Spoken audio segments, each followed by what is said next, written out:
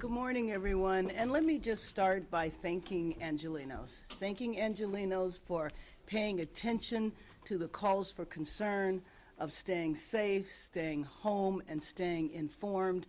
And I want to thank the city family, all of the employees who've been working around the clock to get us past this unprecedented weather situation. The Los Angeles Fire Department so far has reported no damage or injuries in the city resulting from the earthquake. And as for the storm, we provided an emergency response, and now we take steps to survey the damage. I want to again start by thanking our first responders. First and foremost, Chief Crowley for her leadership, Chief Moore and all of the Angelenos who have stepped up for the storm and inspired so many people around the nation, state, and country. This was a coordinated, collaborative approach, and reports thus far indicate that as of right now, there have not been any deaths or significant risk of injury.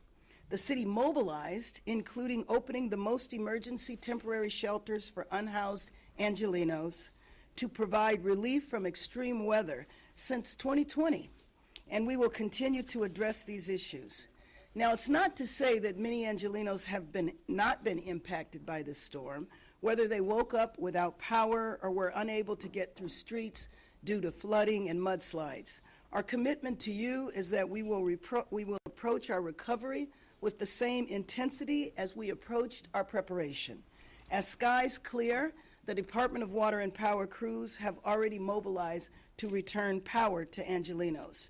Street repairs were placed on standby prior to the storm hitting, and 311 hours were extended to receive more calls.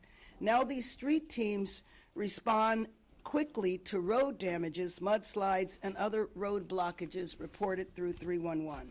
If you approach a traffic signal that is not operational, treat it as a stop sign. If a traffic officer is at the location, heed their instructions. Crews are working to bring these signals back online as we speak. As you know, sometimes damage can occur in the hours and days after a storm hits, so Angelenos should continue to stay vigilant. The city family will continue working around the clock to respond, and we will need your help. City workers are working virtually today, obviously except for first responders, but tomorrow there should be no reason for everyone to be back to work in person. In closing, I just want to thank everyone working here at the Emergency Operations Center and to everyone who has been working on the front line of the storm. It's because of you that Los Angeles will forever remain the greatest city in the world. Thank you very much, and let me turn it over to our Incident Commander, Chief Kristen Crowley. Good morning, everyone. Kristen Crowley, Fire Chief, Los Angeles City Fire Department. So overnight, we did continue to receive a significant number of storm-related calls for service. During the 24-hour period of August 20th to 2023, the LAFD responded to 1,833 emergency incidents. We received a total of 4,105 telephone calls to our 911 dispatch center, and this represents over 1,000 additional emergency phone calls than our normal average. Fortunately, we have yet to receive any report of any significant or injuries, I should say, or damage related to the storm. Some notable incidents I'd like to report on at this point. At around 7:30 last night, we responded to a flooded intersection in Sun Valley where 5 vehicles were stranded. This required our firefighters to rescue one person from their vehicle. Thankfully, no one was injured. This serves as a very good reminder for all of us to avoid driving through flooded streets, and especially if you cannot see what is under the particular surface. A relatively small amount of moving water can sweep a vehicle away.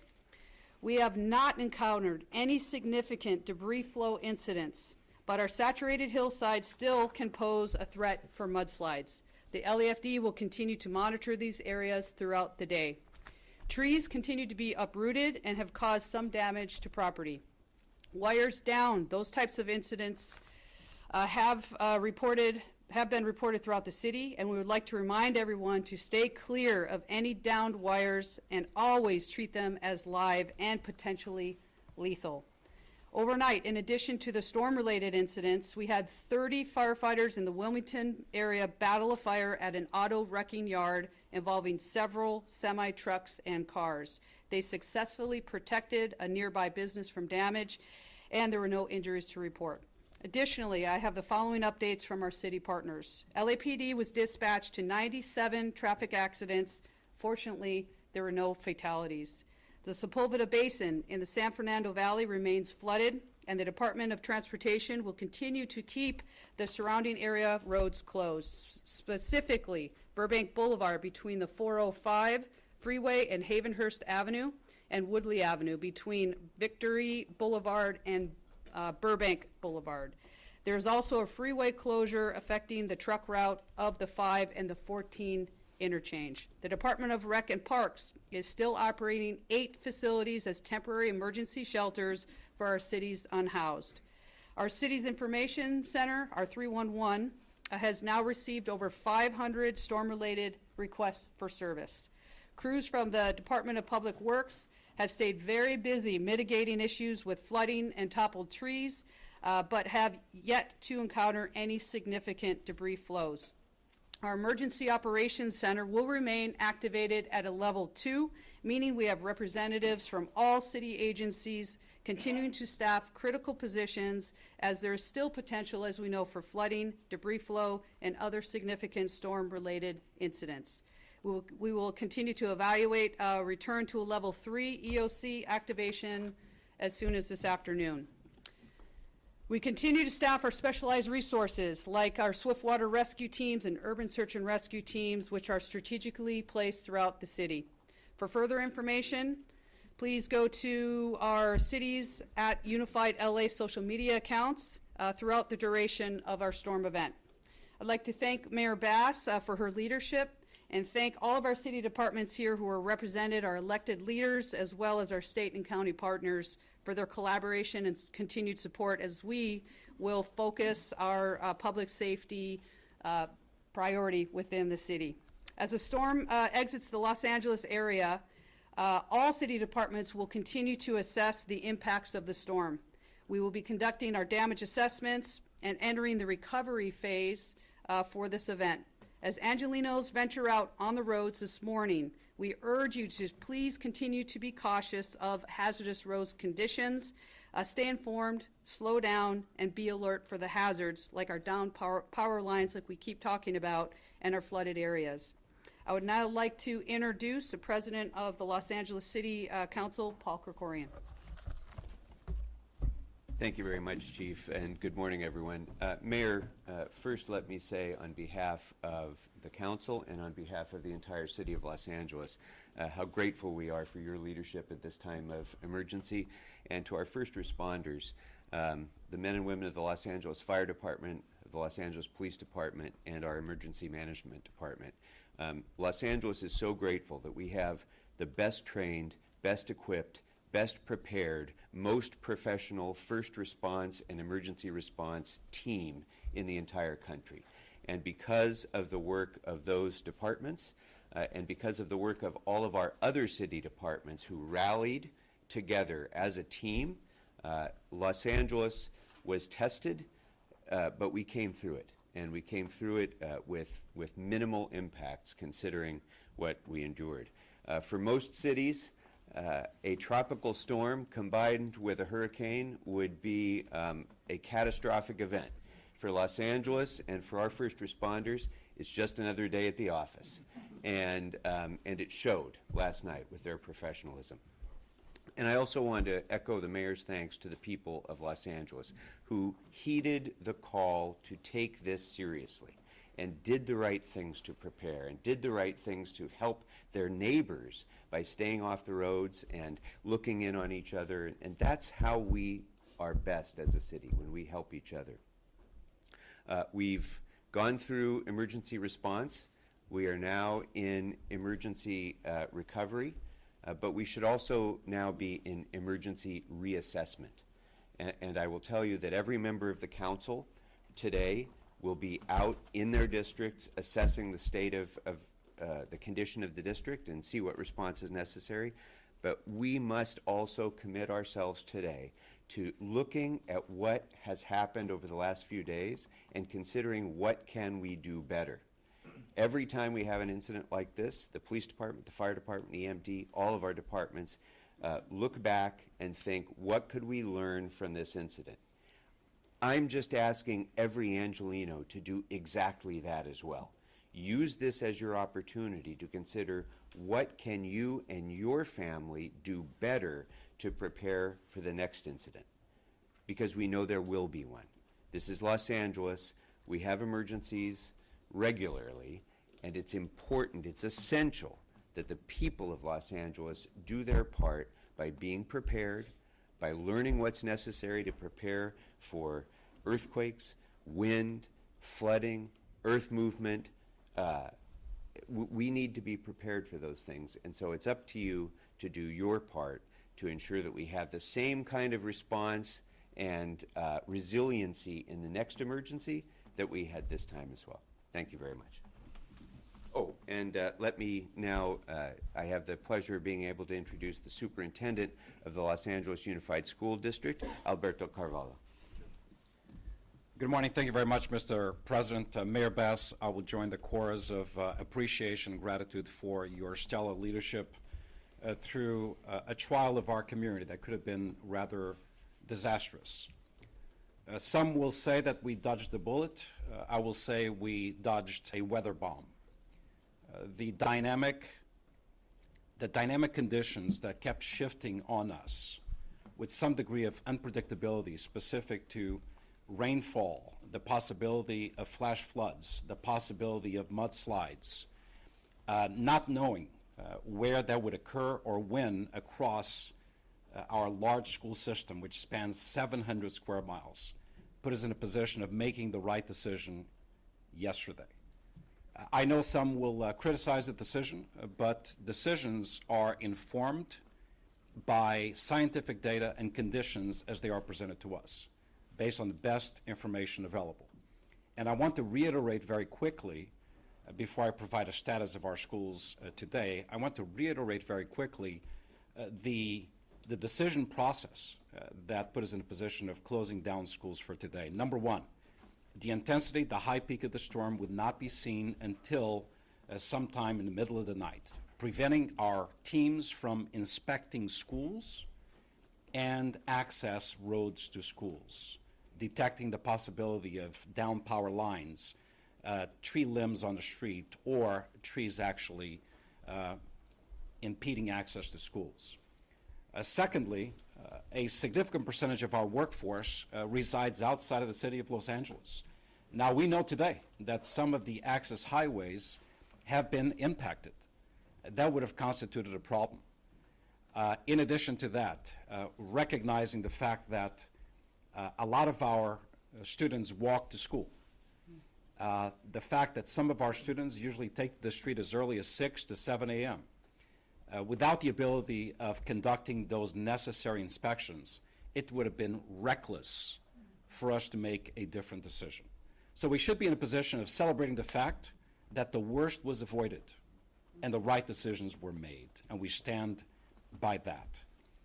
In addition to that, look, I've managed hurricane conditions. I've shut down school systems for about 15 years, for as long as 2 weeks after catastrophic hurricanes. And there are criteria that we follow. By all measures, the city of Los Angeles, our community, was within the cone of concern. Let's begin with the fact that our community was under a tropical storm warning. Where I come from, hurricane-prone areas, that is the automatic trigger. Under tropical storm warning, schools are shut down. Who should we hold accountable, responsible for a casualty or a significant injury if, despite the fact that a warning is issued, you still open schools? Yesterday also, there were predictions of wind speeds anywhere between 35 miles an hour and gusts exceeding 70 miles an hour. Folks, our bus fleet cannot roll out when winds exceed the speeds of 35 miles per hour. That is the standard. So take all those conditions into account, after careful consideration, we decided to shut down the schools. Right decision. Today, we're in a position of celebrating the fact that we avoided a potentially catastrophic set of conditions. Where are we today? Our teams have begun scouring our schools, and so far, our condition is pretty good, but inspections are still ongoing. We know that about 24 schools are experiencing communications issues as a result of underground copper wiring defaults. There is no telephonic access and internet access to about 24 schools. That number may in fact grow. We had some minor mudslide at Marlton Elementary School, a school that serves students with disabilities. That's being addressed as we speak. One of the biggest areas of concern in the Sun Valley, where we store hundreds of our school buses, reduced access to that area and schools in the area. Just those issues alone would have put us in a position of really facing some critical issues this morning. We believe that all of the elements that I've just described can be and will be addressed throughout the day, and we expect to resume a regular school day early morning tomorrow, Tuesday, August 22nd. Every single indication puts us in position of saying tomorrow shall be a regular school day. As far as instruction, there's no time to waste, no time to lose. Let us not forget we're still reeling from the impact of the pandemic. Our kids are still performing in reading and mathematics about 6 to 7 years below their grade level as a result of school shutdowns. So today will be an educational day, albeit not a perfect one. As early as 10 a.m., teachers have been asked to post assignments onto Schoology, and students will be able to access those assignments. Teachers will be monitoring Schoology activity for their assigned students. Let us not forget also that we loaded 3 additional days of instruction for this school year. So today we're dealing with one day where students are learning from home. We will consider all available options and opportunities to make up this day, notwithstanding the fact that students will be engaged in learning activities. In addition to that, from 11:30 a.m. to 2 p.m. today, we will be activating 13 grab-and-go food distribution sites throughout our community. 80% of our student body lives at or below the poverty level. We recognize that food insecurity is a challenge. No child shall go hungry today. The information is posted on our website. We have distributed the information also to media outlets. Please go to those sites, pick up the meals you need for your children. Again, tomorrow will be a regular school day. I want to thank not only the stellar leadership of our mayor, our city council, all of the entities represented, our first responders and their leaders. I want to also thank the members of my team who since early this morning have been out there inspecting schools, inspecting access, and remediating for solutions that will lead to a full resumption of educational services beginning tomorrow morning. Thank you very much. As chair of the MTA board, let me introduce Metro Chief Customer Experience Officer Jennifer Vidides. Thank you. Thank you, Mayor Bass, for your leadership throughout this, and thank you to our first responders. I'd like to also recognize our Metro frontline employees who worked hard to keep our system moving with minimal delays throughout the storm. This includes not only our bus operators and our train operators, but also our other employees who worked diligently throughout the storm, clearing drains, readying sandbags, and using water pumps in areas such as LA Union Station, our K line, and our B and D lines, which have history of flooding. Metro employees were deployed across our system to address any issues as they occurred, and will continue those efforts today. As we have begun service today, we're opening with our normal service on both bus and rail. There may be occasional minimal delays due to localized flooding, but we are operating our normal schedule. We also have some escalators that we preemptively shut down to protect the equipment during the storm, and that will be returned to service as the rain stops. Last night, Metro homeless outreach teams and our Metro ambassadors in partnership with LASA were able to assist 158 people experiencing homelessness with finding temporary shelter for the evening. We encourage everyone to stay up to date on our service by following our Twitter or checking the source at metro.net. And now I'd like to introduce Marty Adams, General Manager and Chief Engineer of the Department of Water and Power.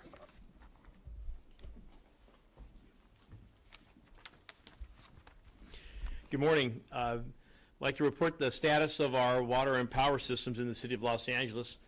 First of all, I'd like to thank our customer service for workers who came in, and we maintained below 2-minute response time for all our customer calls, which was admirable and really a step up in being able to respond to our customer needs and reports of outages. The men and women of Department of Water and Power have been working throughout the night to restore power outages. Out of 1.5 million power customers, we've had a total of about 41,000 people out at one point. We've restored a little over 22,000 customers with power. We currently have about 18,000 customers without power. All those outages are being addressed at this time by 43 crews that are working throughout the city. Most of the outages remain in the metro area.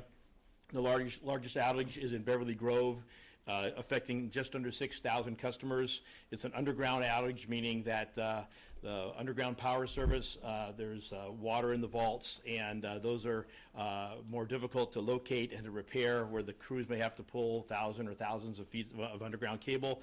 That outage is almost complete, and the restoration is just about finished with that.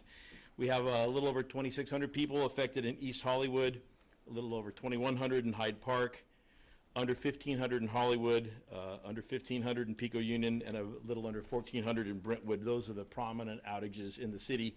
And again, all those outages are being addressed at this time by our crews, and we will continue to work consistently on those outages until everyone is restored to power. If you are a customer and you may have an individual outage, please make sure you call in and your outage is recorded by us. And so, again, our customer wait times are very low. Please call to make sure that we know the status of your power at your home or your business. We did have an issue in the high desert last night. As we saw a lot of on the news, a lot of high desert areas were impacted, as was the Eastern Sierra. About 150 miles of Highway 395 has been closed due to debris flow and flooding in the Eastern Sierra. We had extensive flooding on the streams that feed the Los Angeles Aqueduct, which is a primary artery for water coming to Los Angeles. Our crews were out during the night managing stream flows as well as they could, but areas from the town of Big Pine down to Olancha were all affected by probably record high stream flows and flooding in that area. The aqueduct is intact. We have surveys going on both on the ground and in the air as soon as we can fly the area, but the aqueduct is flowing to the city, bringing water to the city. We are assessing damage and damage on the stream diversion facilities.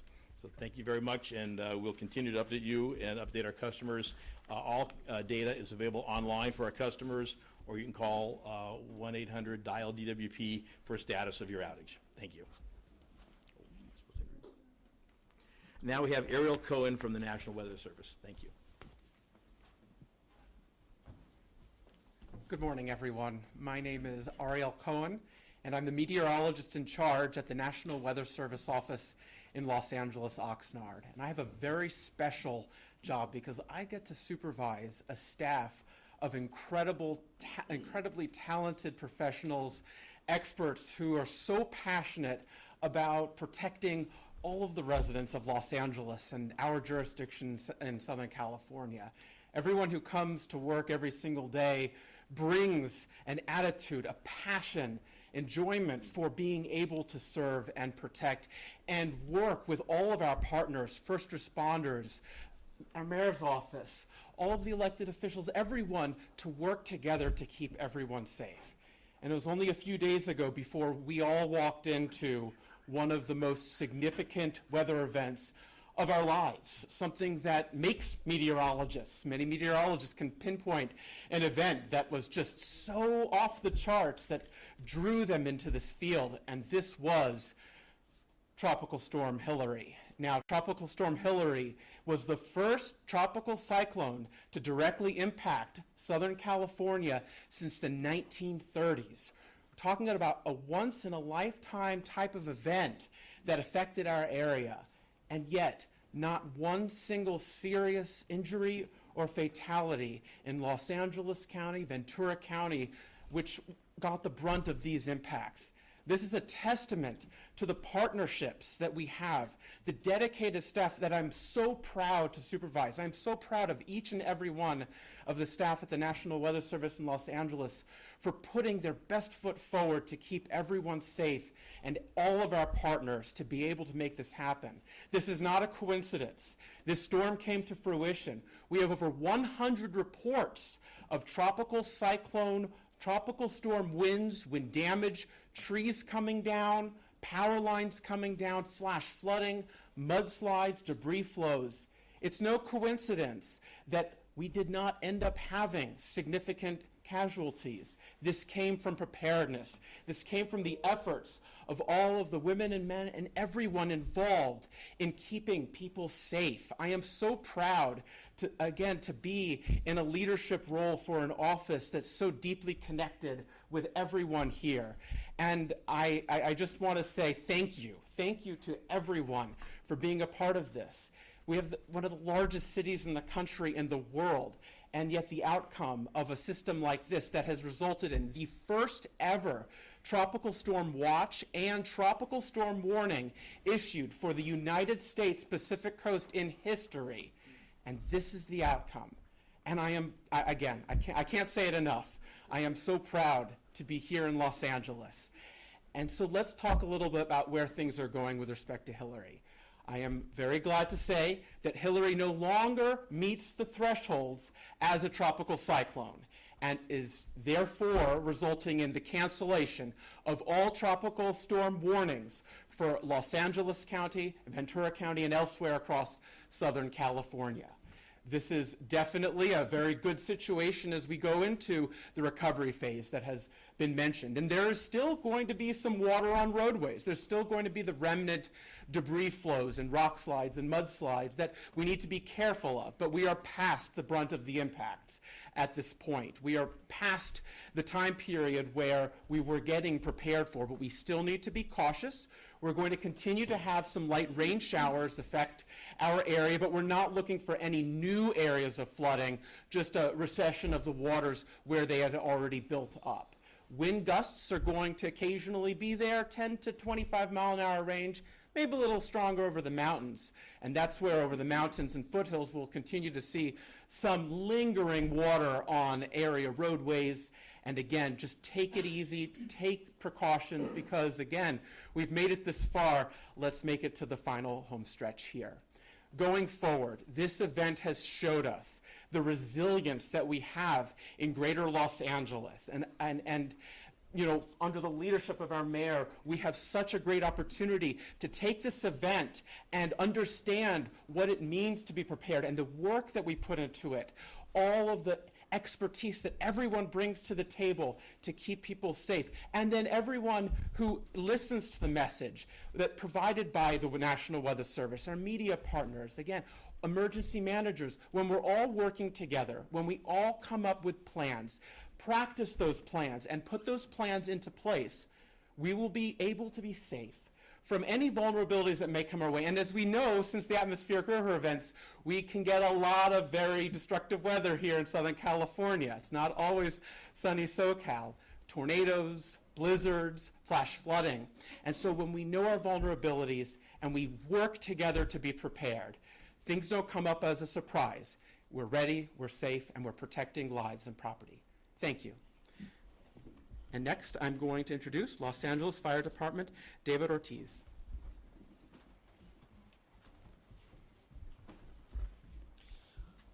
A través de la noche tuvimos un número significativo de llamadas para servicio causadas por la tormenta. Durante el periodo de 24 horas, el día agosto 20, el Departamento de Bomberos de Los Ángeles acudió a 1,833 incidentes de emergencia. Hemos recibido un total de 4,105 llamadas de emergencia a nuestro centro de comunicaciones de 911. Esto representa más de 1,000 llamadas de emergencia de lo normal.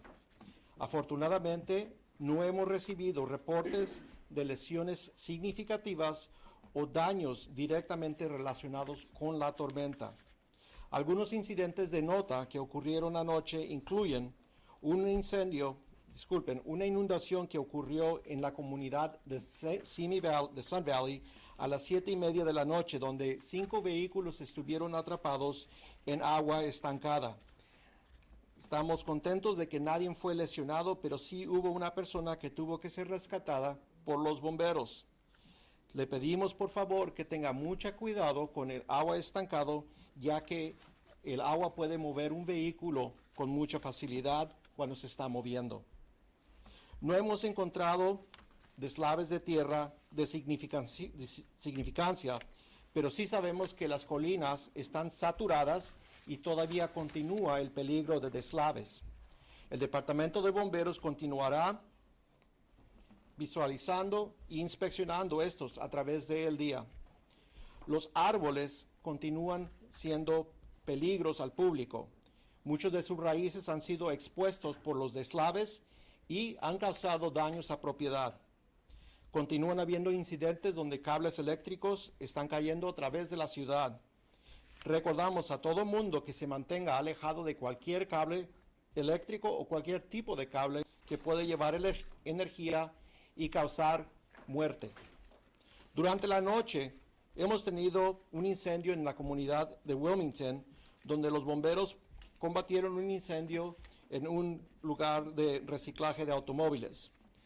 Ellos pudieron proteger a los negocios vecinos y adyacentes y no se reportan daños de personal en ese incidente. También hubo el cerrar de una autopista, la autopista 5, donde conecta con el 14, y esta ruta que usan los vehículos comerciales continúa cerrada. El Departamento de Parques y Recreación continúa operando 8 diferentes locaciones para refugio de personas sin hogar. Hasta ahorita hay 267 individuos que están tomando refugio en estos lugares. El sistema de información 311 ha recibido más de 500 llamadas para servicio. El Departamento de Obras Públicas continúa manejando las inundaciones que han ocurrido y los árboles que han sido tumbados, pero no hemos encontrado deslaves de significancia. Este centro de operaciones de emergencia continúa a un nivel de posición 2, donde tenemos personal clave, y continuará esta cantidad de personal clave siendo reducido a un nivel 1, esperamos para esta tarde. Corrección, nivel 3, que significa que solamente el personal más clave va a estar aquí en este recinto. Nuestros recursos especializados como equipos de rescate acuático y rescate estructural están todavía disponibles y estratégicamente puestos a través de nuestro municipio. Si usted necesita más información, por favor, continúe monitoreando los diferentes medios de noticias y comunicación, y también puede ir a nuestras cuentas de redes sociales @UnifiedLA para recibir más información en cuanto a esta tormenta. Estamos muy agradecidos con el liderazgo de nuestro alcalde, Mayor Bass, y estamos agradecidos con todos los departamentos y el personal de dirección que tenemos aquí en el municipio, en el condado y en el estado de California, porque nos han apoyado y asegurado que el público se mantenga seguro durante esta tormenta. Mientras sale esta tormenta de la área de Los Ángeles, la ciudad continúa accesando los daños y el impacto de la tormenta y accesando el plan de recuperación que estamos entrando. Pedimos al público que cuando salgan a las calles tengan mucho cuidado en las carreteras. Existen condiciones peligrosas todavía. Existen todavía cables caídos de electricidad, áreas que están inundadas, y por esa razón pedimos que cuando maneje con precaución. Ahora voy a invitar al podio al señor Alberto Carvalho, superintendente del Distrito Escolar. Thank you very much. Quiero empezar por agradecer el liderazgo muy fuerte de nuestra alcaldesa, la señora Karen Bass, el liderazgo de los líderes comunitarios representados aquí con nosotros hoy, y principalmente a las personas que en este momento están haciendo el labor muy importante en nuestra comunidad, inspeccionando a nuestros planteles escolares y las vías, las rutas de acceso a nuestras escuelas para garantizar un retorno al proceso de educación mañana por la mañana. Ayer hicimos la decisión correcta de cerrar todos nuestros planteles escolares, una decisión debido a las condiciones atmosféricas que estaban representadas aquí en nuestra comunidad, con vientos muy altos, con un nivel de lluvia acelerada, y la condición que se iba a manifestar con la parte más peligrosa de la tormenta durante la noche. Estas series de condiciones no se podían ignorar, considerando que muchos de nuestros colegas de trabajo empiezan sus días de trabajo a las 4:30 de la mañana. Muchos de nuestros niños empiezan a caminar hacia sus escuelas a las 6 de la mañana. Evitamos una condición posiblemente catastrófica. Ahora es el momento de analizar, estudiar el impacto y preparar para la siguiente amenaza que podría afectar a nuestra comunidad. El proceso de comunicación y interacción entre varias entidades de la ciudad, del condado y el sistema escolar ha sido muy buena, pero podemos mejorarla.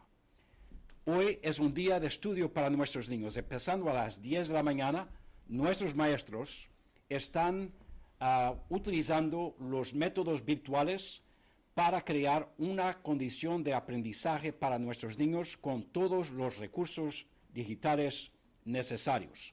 Entre las 11:30 de la mañana hasta las 2 de la tarde, tenemos 13 escuelas abiertas para una distribución de comidas gratis para los niños en nuestra comunidad. Sumamente importante considerando que un 80% de nuestros niños viven en condiciones de pobreza. Estamos continuando nuestro proceso de inspección en todos los planteles escolares. En este momento tenemos más de 20 escuelas con problemas de comunicación y debido a esos problemas tenemos equipos de trabajo que me han garantizado a mí que durante el día de hoy van a resolver todos los problemas enfrentados en nuestros planteles escolares. Mañana será un día de escuela normal. Vamos a empezar el proceso de educación bien temprano, con nuestros conductores de autobuses reportando a sus posiciones y esperamos un día de educación muy exitoso y muy seguro. Evitamos posiblemente condiciones catastróficas para nuestra comunidad.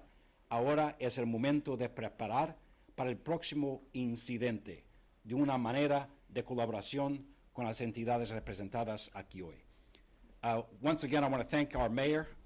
En español, quiero agradecer a nuestra alcaldesa, al jefe de policía, al jefe de departamento de fuego y todos los líderes comunitarios representados aquí que fueron responsables por un nivel de colaboración sin precedente.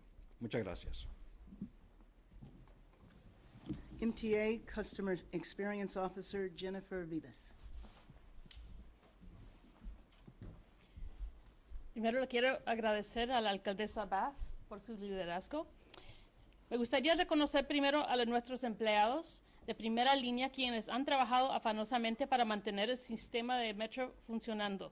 Esto no solo incluye a nuestros operadores de autobuses y de trenes, pero a nuestros empleados quienes han trabajado arduamente limpiando alcantarillas, preparando bolsa de arena y utilizando bombas para sacar el agua en áreas tales como Union Station, la línea K y la línea B, la roja, que tiene una historia de inundaciones. Los empleados fueron desplegados en todo el sistema para resolver cualquier problema que suceda y hoy continúan con esa tarea. Al comenzar hoy nuestro servicio, estamos iniciando con un servicio normal de trenes y de autobuses. Vamos a tener ocasionalmente demoras mínimas debido a inundaciones, pero vamos a funcionar con un horario normal. Las escaleras eléctricas que fueron apagadas de forma preventativa para proteger al equipo durante la tormenta serán puestas en servicio en cuanto pare la lluvia. Anoche los equipos Metro Homeless Outreach, en sociedad con LASA, Los Angeles Homeless Service Authority, pudieron asistir a 158 personas que no tenían techo buscando refugios temporales por la noche. Pedimos a todos estar pendientes de nuestra información sobre nuestros servicios, siguiéndonos en Twitter y en nuestro website, metro.net. Muchas gracias. All right, we're going to open it up for questions. Right here in the front.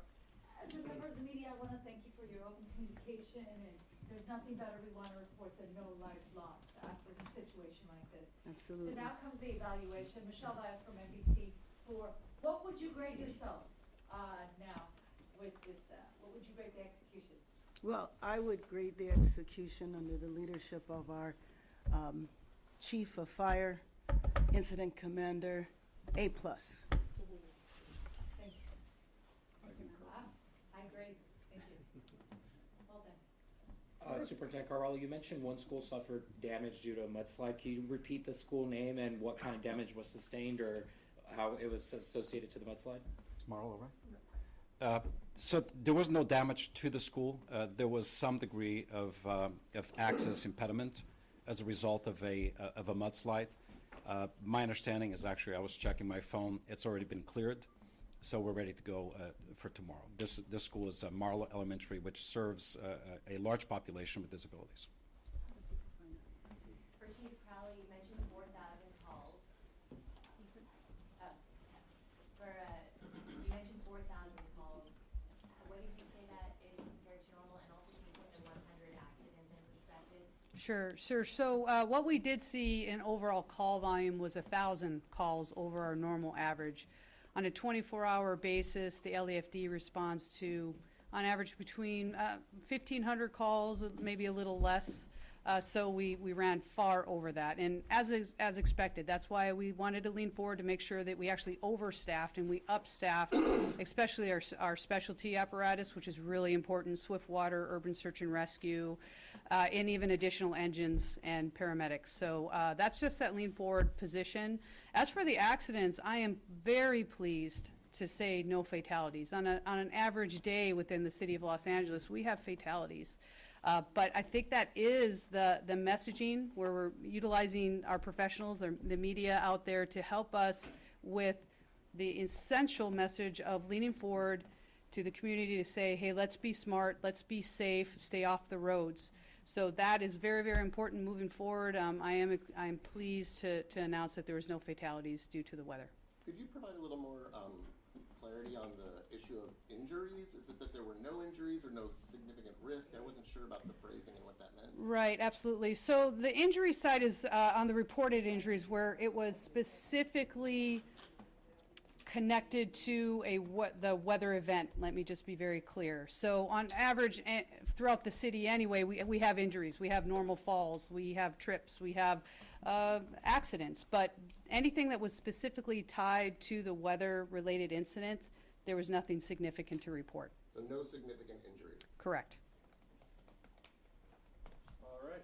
Also, you were talking about this being an A+, but I was wondering, do you feel like this storm was much smaller than you expected? I mean, I have spoken to a number of people who were like, wow, that seemed like not as bad as like a winter storm. Everybody lived through the many, many weeks of inundation. Was this sort of a dud in the end? Right. I'll speak on that, and obviously Madam Mayor will as well. And I do appreciate the confidence with an A+. But with that, I'll be very clear. From the public safety entity and the city entity, we're always looking for room to improve. We are doing a deep dive. We are doing after actions because there's always areas where there's gaps in our service. There's more efficiencies to build into our system. And the more we exercise this, in regard to disaster preparedness across the city and with our city departments, there's always room to improve. So we'll continue to push forward, and I can promise you that, and I can promise the mayor that as well. And let me just say, that really wasn't a flippant response on my part. I said that because under the leadership of the chief, she pulled us together days in advance when it was difficult for all of us to see this actually is going to happen in California because we've never experienced anything like that. And then, you know, under the best of circumstances, you pull everybody together, you prepare for the worst, and you hope for the best. And so the fact that it wasn't the catastrophe that had been anticipated, we are very happy about. But had it been, I have the full confidence that our city family was prepared to respond. And you touched on this yesterday, but tomorrow it's going to be sunny. It's going to get warm again. What's the advice to people that head to the coastline to get in the water or have a beach day? Oh, that's a good question. Would our Yeah, I can speak on that. I can speak on that just briefly. The advice is they're saying at a minimum 72 hours to stay out of the water. And again, that mindset of keeping yourself safe doesn't stop. It's an everyday mindset for all of us. So just with the advice from the professionals, stay out of the water for 72 hours. At that point, yes, we're going to have a couple days of sun and we're going to start to dry out. But that's the advice that we're giving, is stay out of the water for 72 hours. Also, one yeah, question go ahead. for the National Weather Service Yes. guy. Enthusiastic. Absolutely. So a lot of us were glued to our computers looking at the storm track, and we kept looking at the storm track and thinking like, ooh, it's going to be like east of Riverside, but west of Palm Springs. That thing's going to go right up through the middle of the desert. Suddenly we're like, it's over LA. Wait, what? What happened? Right. What did happen?